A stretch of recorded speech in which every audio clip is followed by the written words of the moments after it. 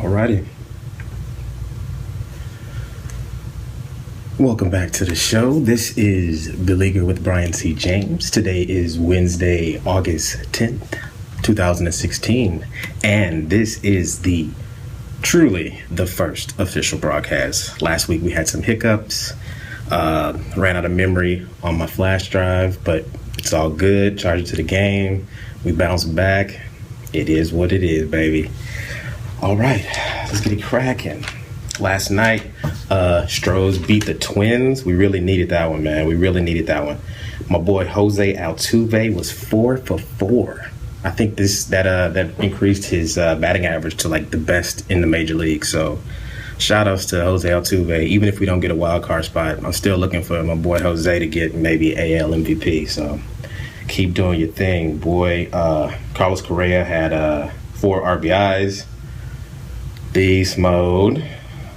And we're just going to root for the Stros. Hopefully they can pull it out and keep it going, man.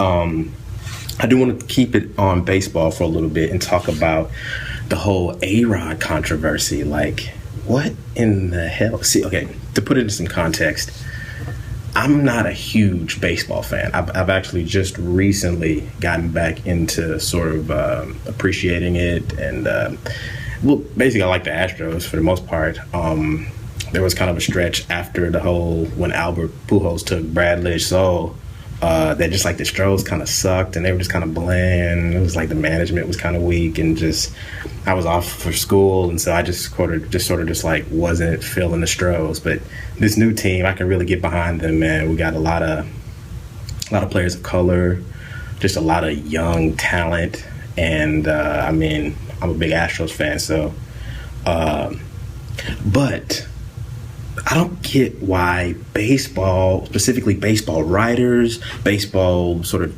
TV pundits and critics, this whole steroid stuff, man. Can we get past this whole steroid scandal, this whole sort of steroid era?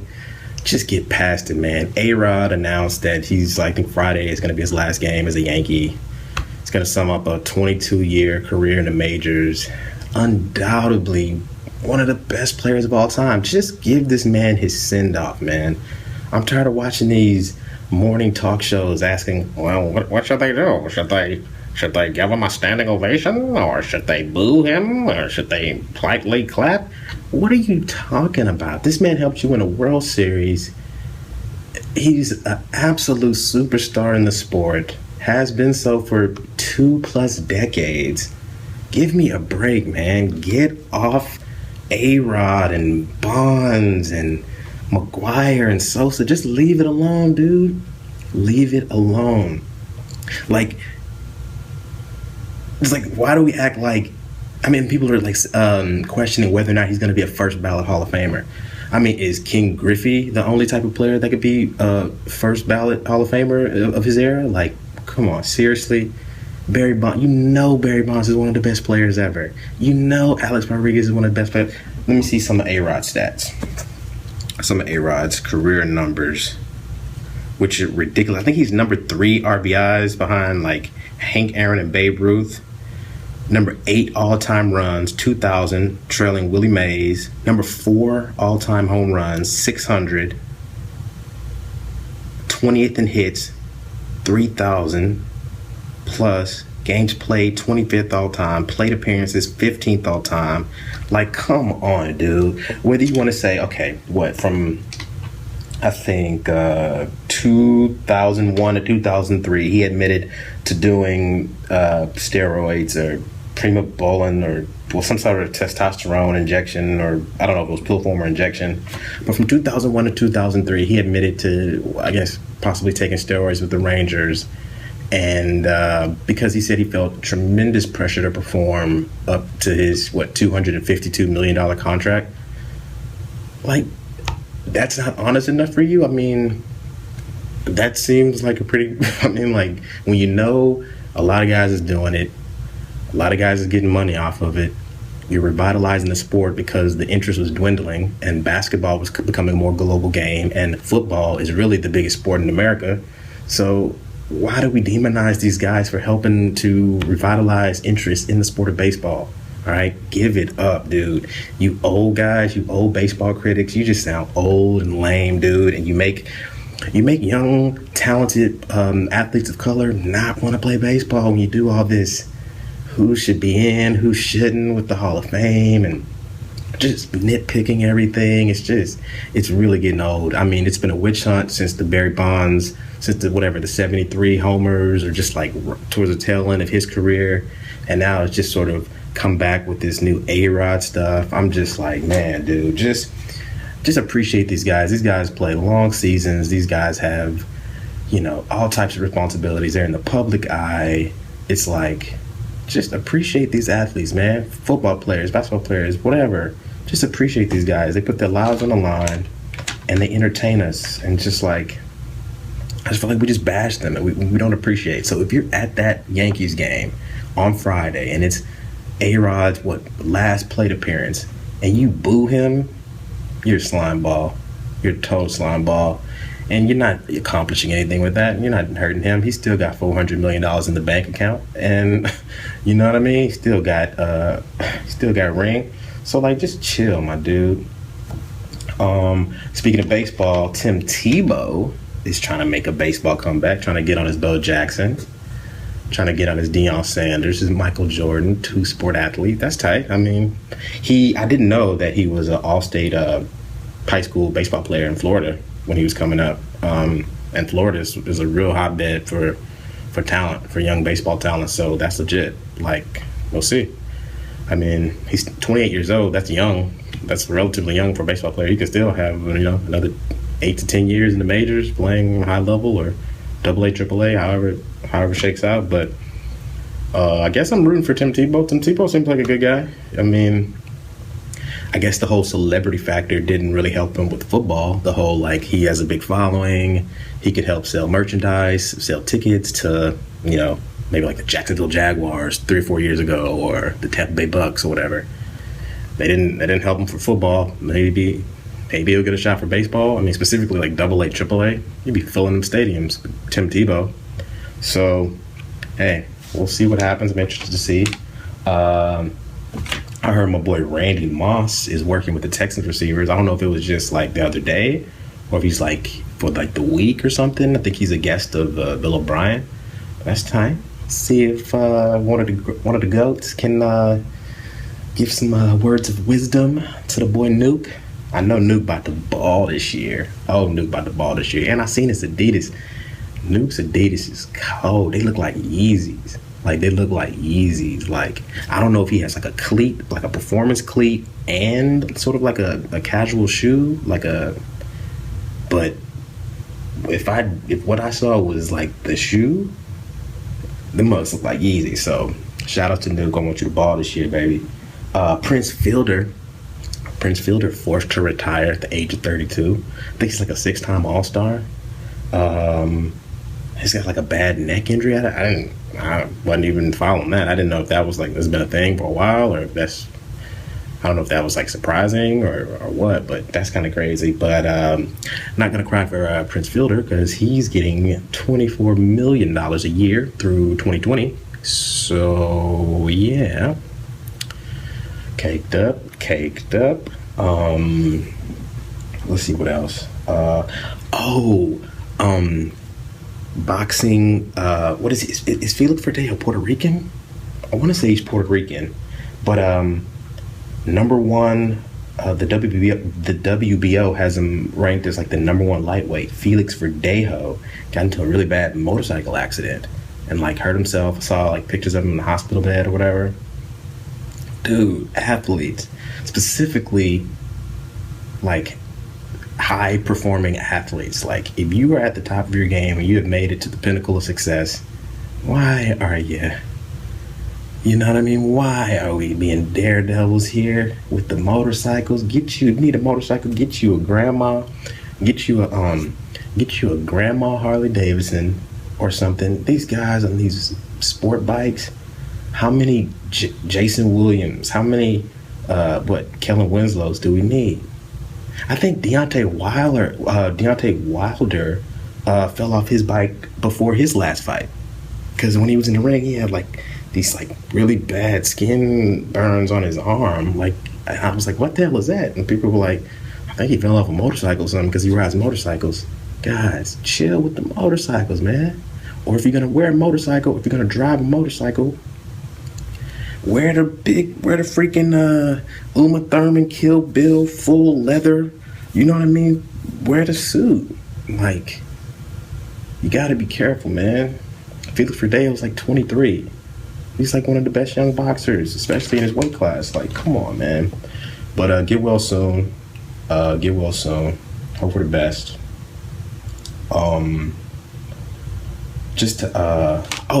Another on Hall of Fame. My boy Tony Dungy, University of Minnesota alumni, was voted into the Hall of Fame. He was inducted into the Hall of Fame this past weekend. And I saw a guy on TV try to they were like, basically his premise was like, does Tony Dungy deserve to be in the Hall of Fame because of, like, he's only really won one Super Bowl? Like, was he kind of getting like affirmative action Hall of Fame induction? Like, he hadn't done enough. Tony Dungy has been one of the classiest NFL coaches of his era, or any era. One of the few black head coaches who've had success in the league for that amount of time.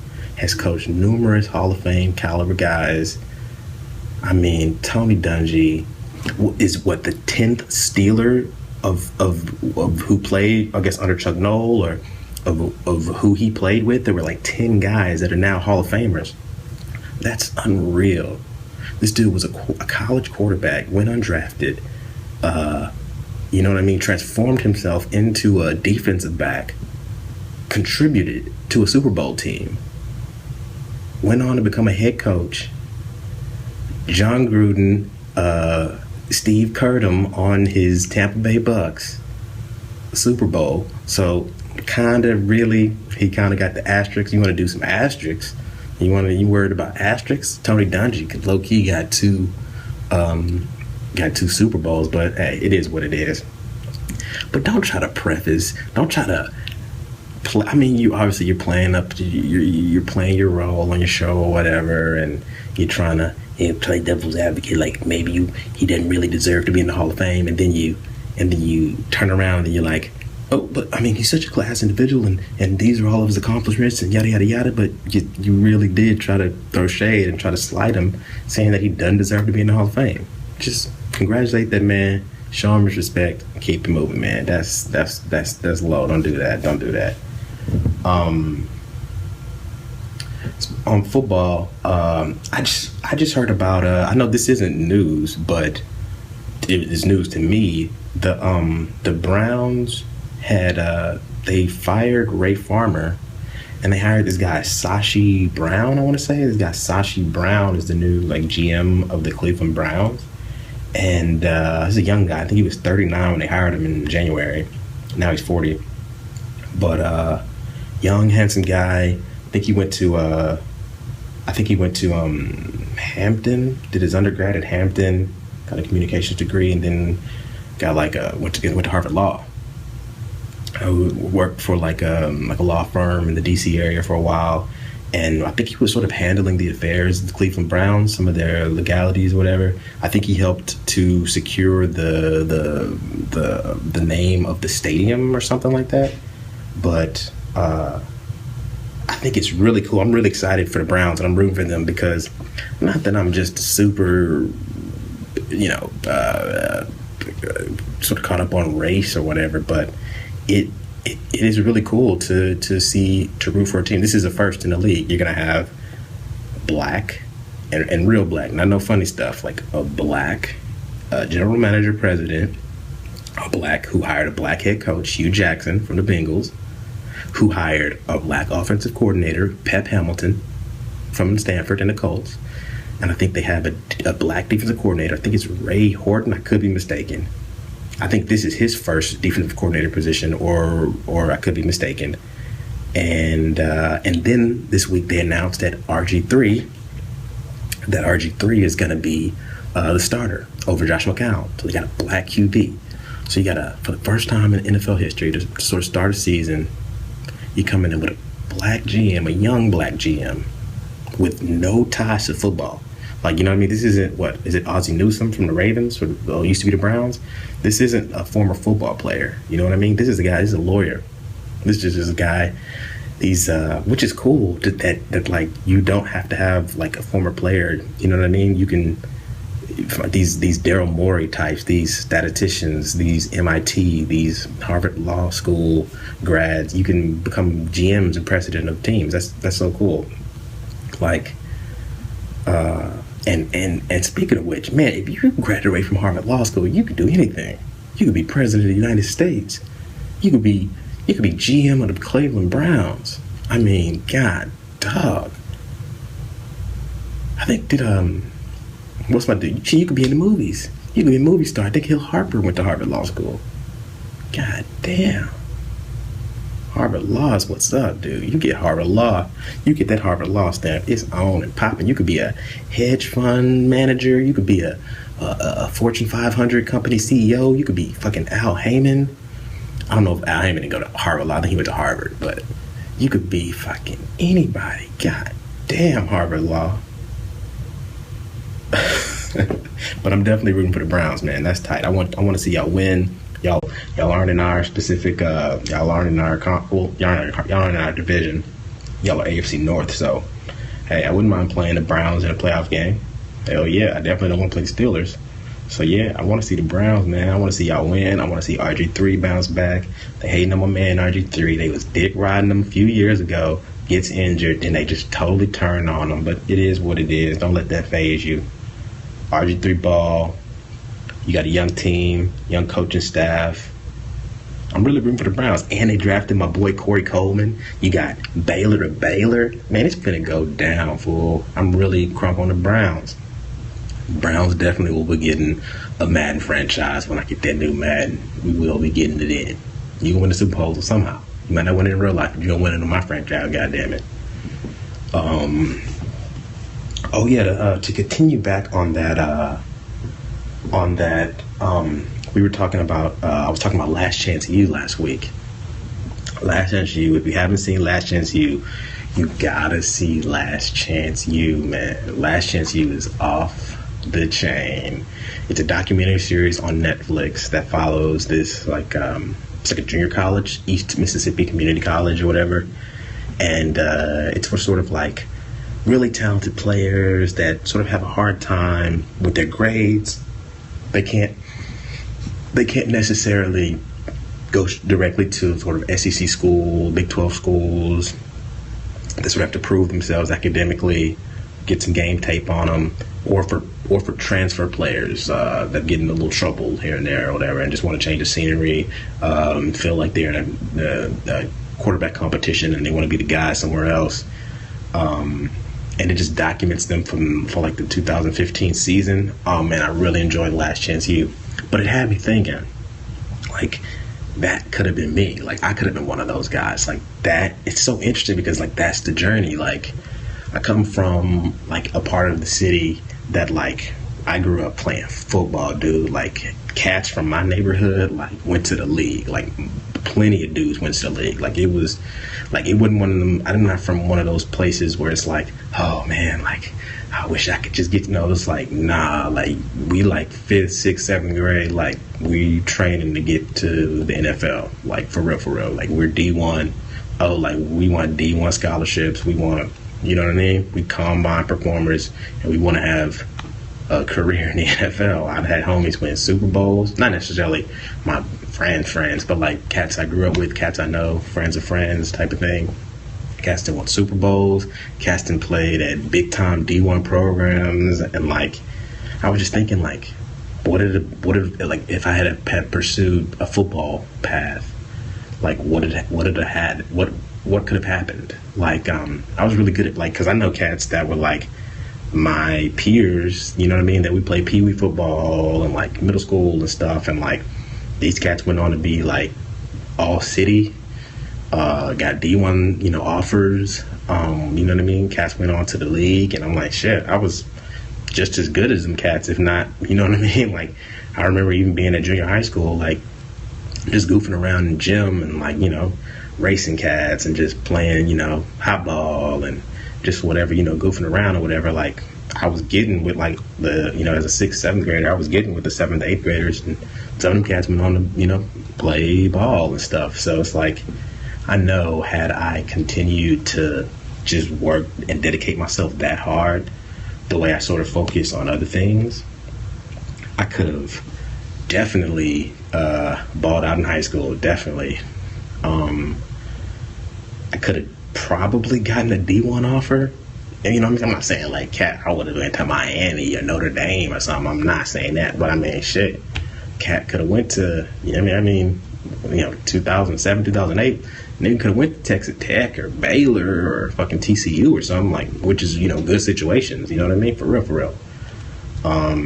So I just wonder, like, or at the worst, because, like, a lot of kids from the high school I probably would have went to, they kind of undersized. They're, like, really fast and they're undersized, so they end up getting offers to, like, sort of smaller schools, like Division II, like Sam Houston State, for instance. So I was like, okay, so, I could have went to Texas. Okay, my dream school probably would have been like UT, right? Be defensive back at UT, special team or defensive back at UT. Probably wasn't going to get an offer to UT, right? Not big enough, you know what I mean? Too much competition. Probably couldn't even walked on. But probably could have really contributed at San Diego State, right? You know what I mean? Defensive back, special teams, trick plays. Probably could have been one of the handful of best players in my class, at least at maybe like a Sam. Got a full scholarship. Maybe majored in, took some theater electives or whatever. Maybe took some film class electives. I heard Sam has like a decent film program. What would that have been like? Got out of Sam, didn't get offered to the combine, didn't really do much. Got my degree. Maybe I go to grad school. Maybe I get my master's in, management or education, or I don't know. Can you like get a master's in coaching? I don't know specific curriculums, but maybe I get on the coaching staff. Then maybe they get in position. Maybe I'll become a coach. Maybe I'm a college coach. Maybe I'm a high school coach. It's like, you know what I mean. There's different career paths. They're just like not, especially for someone like me, because I'm someone that loves the game. I'm gonna be a film junkie. I'm gonna be in the film room doing that type of stuff. Being a special teams coach, being a running backs coach, being a defensive back coach. You know what I mean? Being a coordinator. I'm someone I could recruit kids. Like I could have done that. Like it's just interesting to see like what could have been the different route or whatever. What could have been. But it's all good. I know deep down in my heart that I had really bad ankles. Even from middle school, like I had really bad ankles. Just like hooping constantly over the summers in the gyms and stuff, and just like really bad ankle injuries. Just like all since a little kid had really bad luck with just like really bad injuries. I mean, I remember elementary school. Was that Jared? I think Jared Joseph. I was behind him. We was in the after school program, and he head-butted me. He was talking, and I think I bit a hole through my tongue the size of a $50, and my dad had to come pick me up and take me to his office and like suture my tongue, and I had like stitches in my tongue. Oh my God, that was brutal. I had like bad knee injuries, back and stuff, and so I know, and I suffered from asthma as a child, so it's all good. I don't feel like I feel like what was for me was for me, and what will be. But another thing, I've been late as hell on some of the 2015 blockbusters. Like I recently, just because I guess they're showing them on like HBO and Stars and that type of stuff. Like I just saw, and they kind of got some negative press when they were released, and it kind of made me be like, I'm not just gonna rush to see some of these movies. But I saw Pixels the other day. I saw Fantastic Four and Ant-Man the other day. Pixels, people was hating on Pixels when they came out. Like, it had a big push, and I'm an Adam Sandler fan. I love me some Adam Sandler. I know people are kind of cold on Adam Sandler recently. I mean, he's got some classics, and he's given me so much that I'm gonna give him the benefit of the doubt that some of his Netflix stuff and some of his recent releases haven't necessarily been up to the Billy Madison, Happy Gilmore, what's another classic? You know what I mean? Just been up to like that standard or whatever. But I think Adam Sandler's funny, and I thought he was really funny in Pixels. Like his little quirky little one-liners, and it was fun. Like I thought Pixels was a fun family blockbuster to like take your kids to, take your little cousins to, or whatever. Enjoy. I thought it was kind of fun. But hey, it's all good. Now, Fantastic Four and Ant-Man. Ant-Man got good press. Like, it was a surprising thing. Like, no one was just, like, really asking for an Ant-Man movie. But I think when it came, people were kind of pleasantly surprised. People were like, oh, shit, this is kind of good. And the Fantastic Four, it had some young talent in it and some names. And I think people were a little bit crunk for that. And I think they were sort of disappointed. They were underwhelmed with Fantastic Four.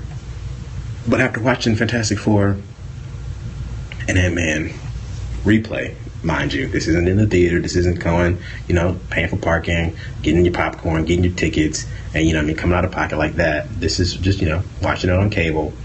But I enjoy Fantastic Four. I kind of thought, now the ending was crap. The ending was garbage. It just sprawled. The last 15, 20, 25 minutes was just really bad. And it needed more. It needed more action. It needed to go somewhere else. It needed another 15, 20 minutes to just, but I thought there was a good 50 to 65 minutes in there that really was good. It was really interesting. And it didn't feel like other Marvel films. And I thought that they got Josh Trank or whatever, the guy who did Chronicle or whatever. I thought he did a good job. I just think if it could have been, I think it was like an hour 40, like opening the credits, it might have been hour 30 something, an hour 40. Had it been like an hour 55, 56, 57, it would have just had more in it, and maybe slight tweaking of the casting. But I thought Michael B. pulled it off. I thought The Thing was good. I thought Doom was good. Reed was decent. The special effects was off the chain. Like, the special effects looked fantastic. Like, literally, no pun intended. Like, I thought the special effects in Fantastic Four looked better than the latest X-Men. Was that Bryan Singer who did this latest X-Men? Apocalypse or whatever? I thought and I'm a huge X-Men fan. I thought Fantastic Four was like noticeably better special effects than that X-Men. That X-Men Apocalypse looked like garbage, nigga. Not only was Fassbender? Not only was he overacting, he was in a Greek tragedy. I don't know. I mean, I guess you got to play it up big. I've never been in a major big green screen that type of. So I'm sure you got to crank it up a little bit, but I thought he was kind of over the top, even though I be hating on him since I seen him in 12 Years a Slave. I'm never gonna like Michael Fassbender again, nigga. I don't care if you fucking Steve Jobs, nigga, Magneto, nigga. I do not fuck with you just because he was whooping up on Patsy, my nigga. I do not fuck with him. But and then I thought, what's my man, Oscar Isaac as Apocalypse? Oscar Isaac's a good actor, but goddamn, his makeup and his fucking costume look garbage. He looked like goddamn Ivan Ooze from the Power Rangers. I'm like, bro, is this a $200 million movie? What is this shit? This nigga look like Ivan Ooze from the Power Rangers. But girl, Olivia Munn's Psylocke looked like she got a fucking, she got her shit from Party City. She got her shit from fucking Big Lots costume. You know what I mean? She won no damn costume party. I'm like, can we get some better special effects in this bitch? But what that movie did do well was that they gave them the time. I think that was it was like 2 hours and 10 minutes, opening the credits, which is enough time. You did feel like you got your movie experience. It went here, it went there, and you had a full arc. So just to compare the two. And then Ant-Man, I just felt like Ant-Man was kind of corny as fuck. I mean, I think that's what they were going for. I did not, his friends, I did not buy that at all. I didn't buy, and I like, Michael Pena? I like Michael Pena. T.I. is one of the best rappers in the South. But T.I., that was not one of your best performances. That was a fish out of water for real. That did not work for me. That did not work. Eminem was kind of corny. I like Paul Rudd. He's likable, but he didn't really have much to like. Michael Douglas, what were you doing? They just had a Honey, I Shrunk the Ant-Man kind of a feel to it, and I kind of feel like Ant-Man had it was kind of a hype job. I felt people were kind of harsh on Fantastic Four. I thought it wasn't as bad as people were saying. That ending was horrible, but it wasn't as bad as people were saying. I just watched this morning. I watched my boy C-Hulk, the 5150 show. It's always a pleasant surprise. It's always a treat when I see my boy Maranzio on the show. To see my boy Maranzio on the 5150 show, because Maranzio and Corey are two of my favorite comics. And I was talking to my brother not too long ago, and I was like, yo, if I ever had a sitcom, like if I got the opportunity to do a sitcom, kind of like in like a 3-camera, you know what I mean, studio sitcom, NBC, ABC, CBS type joint, like kind of in the vein of like a Carmichael show. I really like the Carmichael show. Shout out to the Carmichael show. Everybody on there, y'all do your thing. You're coming back. Y'all got renewed. But 3-camera sitcom, I'd like centered around me or whatever, loosely based on my life. I'd like Corey Holcomb to play my dad. I think he could capture the essence of my dad. There've been a couple guys that I've sort of, as I've grown up, that Crooklyn Delroy Lindo could have played my dad. Maybe it's sort of a drama. But I think if we were going to do like a 3-camera sitcom, I'd probably get C-Hope to play my pops. I'd try to do maybe Maranzio to play my brother. Kind of like what he got, Gerard got Laurel. I'd probably have Maranzio play my brother. And I don't know I don't know how else I'll do it, but I do know those would probably be my 2 central characters. But hey, I'm just talking out of my ass. It's wishful thinking. But before we get out of here, I want to just highlight one more, sort of just do another segment, just to sort of round out the show a bit. We're going to do Dime of the Day. Dime of the Day. I think every week we're going to try to do a Dime of the Day. Just give a shout out to a beautiful young lady out there, and just know that she's appreciated. But this week's Dime of the Day is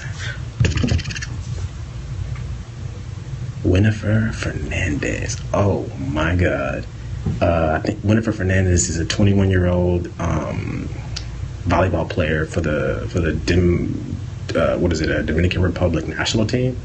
She's one of the best players. Oh, this girl is a dime.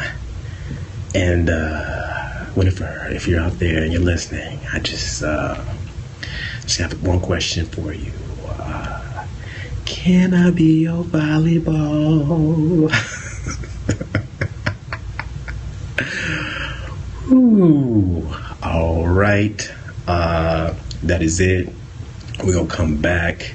Very thankful that we haven't had any hiccups, any interrupting phone calls. Memory card is on point. Everything is Gucci. We gonna keep it pushing. Everybody stay blessed. Stay up. Stay out of trouble. Keep your head up. And we gonna keep on making it do what it do, baby. This is Believe It with Brian C. James. And I'm out this bitch. Peace.